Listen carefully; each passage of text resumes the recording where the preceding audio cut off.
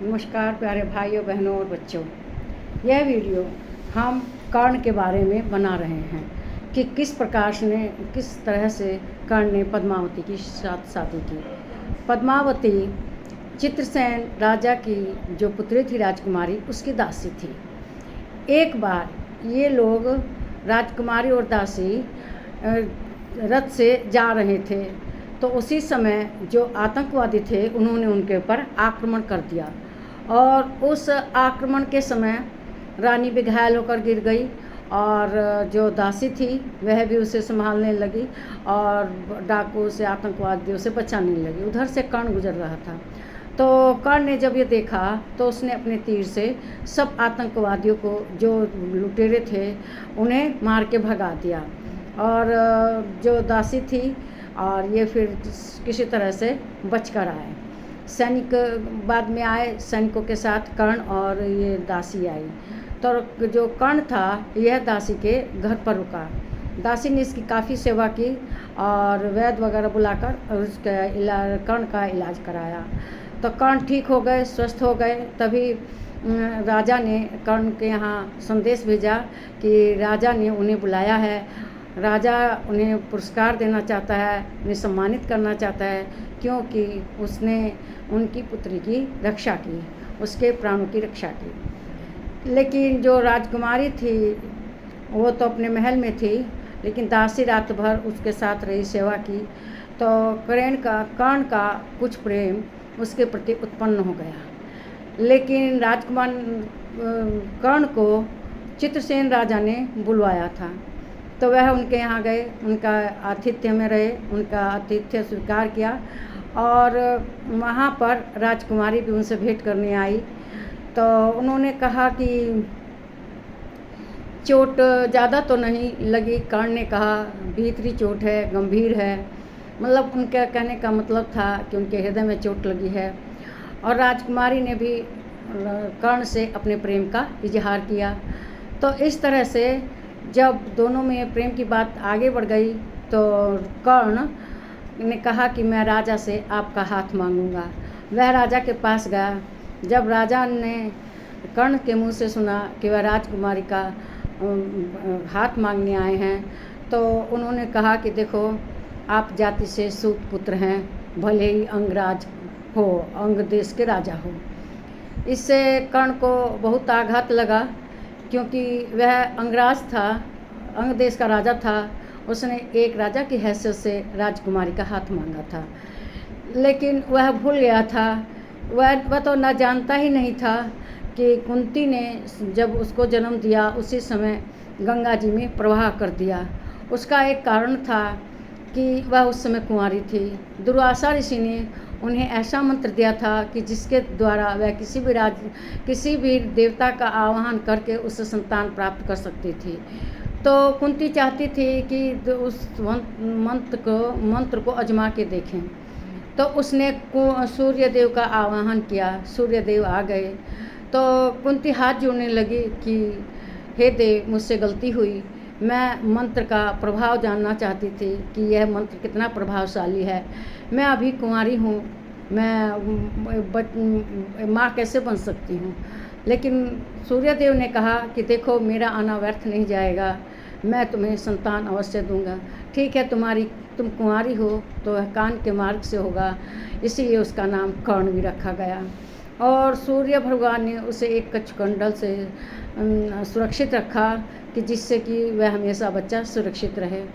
सूर्यदेव के उस पुत्र को उन्होंने लोकलाज के कारण गंगा जी में प्रवाह कर दिया। जब गंगा जी में प्रवाह कर दिया तो सूत ने, मतलब जो सारथी होता है, उसने उसको उठाया और उसकी पत्नी ने उसे पाला, बड़े प्रेम से, लाड प्यार के साथ उसको पाला।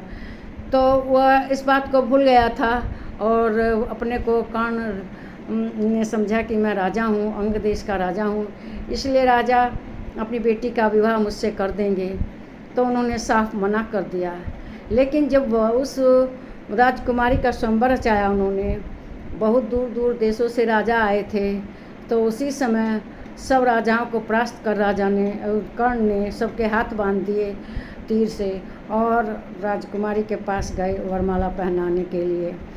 लेकिन राजकुमारी उनको नहीं चाहती थी। तो उनके बगल में वही दासी थी पद्मावती, जिसने उनसे पहले प्रेम का इजहार किया था। तो वो राजकुमारी के हाथ से माला लेकर उस पद्मावती दासी को दे देते हैं और कहते हैं कि वो भी सूत की पुत्री थी, और उससे माला पहनाने के लिए कहते हैं सच्चा प्रेम इन्हीं के पास है, यही सच्चा प्रेम करती है। और उसने वह कर्ण को माला पहना दी। कर्ण उस राजकुमारी की दासी को अपने साथ पत्नी के रूप में लेकर चले आए उस सभा से। लेकिन कर्ण को हमेशा इस बात का दुख रहा कि उन्हें हमेशा क्षत्रिय के भांति नहीं बल्कि एक सूत पुत्र की तरह भांति आज समाज में उनके साथ व्यवहार किया जाता था। जबकि वे तीर चलाने में, चाहे वीरता में, शस्त्र चलाने में और सभी वीरों से उत्तम थे। यह बात कुंती भी जान गई थी। जब प्रतियोगिता हो रही थी धनुर्विद्या की, तो उस समय कर्ण मैदान में आया था और अर्जुन को ललकारा। वह उसका कवच कुंडल देखकर पहचान गई कि यह उनका बेटा कर्ण है, लेकिन लोक लाज के कारण वह कुछ बोल ना सकी और वहाँ पर बेहोश हो गई। फिर बाद में कर्ण का वीरता देखकर सब दंग रह गए। हाँ, उस समय भी कहा कि इस प्रतियोगिता में राजा महाराजा चाहे राजकुमार भाग ले सकते हैं, इसमें सूत पुत्र नहीं भाग ले सकता। तब दुर्योधन ने कहा कि मैं इन्हें अपना मित्र मानता हूँ और इन्हें अंग देश का राजा बनाता हूँ। तब वह अंग देश के राजा के रूप में उस प्रतियोगिता में भाग लेता है और जीतता भी है। तो इस तरह से कर्ण को हर जगह सामना करना पड़ा अपने सूत पुत्र होने के कारण, क्योंकि सूत ने ही उसको पाला था, मतलब सारथी ने। तो लेकिन पद्मावती उनको सच्चा प्रेम करती थी और वह अंत में राजकुमारी को ठुकरा देते हैं, जबकि वे अपने बाहुबल पर राजकुमारी को ला सकते थे, लेकिन वो नहीं लाए। कहने लगे जो सच्चा प्रेम करती है वे उसी के साथ विवाह करेंगे, और उन्होंने वरमाला पद्मावती के हाथ में दे दी। पद्मावती ने उन्हें वरमाला पहना दी और इस तरह से प्रेम पूर्वक अपनी पत्नी बनाकर उसको अपने महल में ले आए। कर्ण ने समाज में जगह जगह जाति का प्रभाव देखा कि जातिवाद कितना है, लेकिन वह तब भी एक क्षत्रिय वीर की तरह से युद्ध लड़ा हमेशा, और अंत गति भी उस कुरुक्षेत्र के मैदान में अर्जुन ने उसको मारा। वो भी उसके साथ छल हुआ जब वह रथ का पहिया ठीक कर रहा था। अर्जुन नहीं मारना चाहते थे, लेकिन कृष्ण भगवान कहते हैं कि मौका चूकना नहीं चाहिए, यही मौका है, ये तुमसे ऐसे नहीं मर सकता। और वह उसे उस समय तीर से मार देते हैं और उसका अंत हो जाता है। तब कुंती भेद खोलती है कि यह उन्हीं का पुत्र है। तब द्रौपदी भी उनसे क्षमा मांगती है। वह नहीं चाहती कि यह सीने पर भार लिए चला जाए इस दुनिया से, और वह क्षमा मांगती है कि और उन्हें माफ़ भी करती है कि उन्होंने जो वो समय चिरहरण के समय उनके लिए कहा था।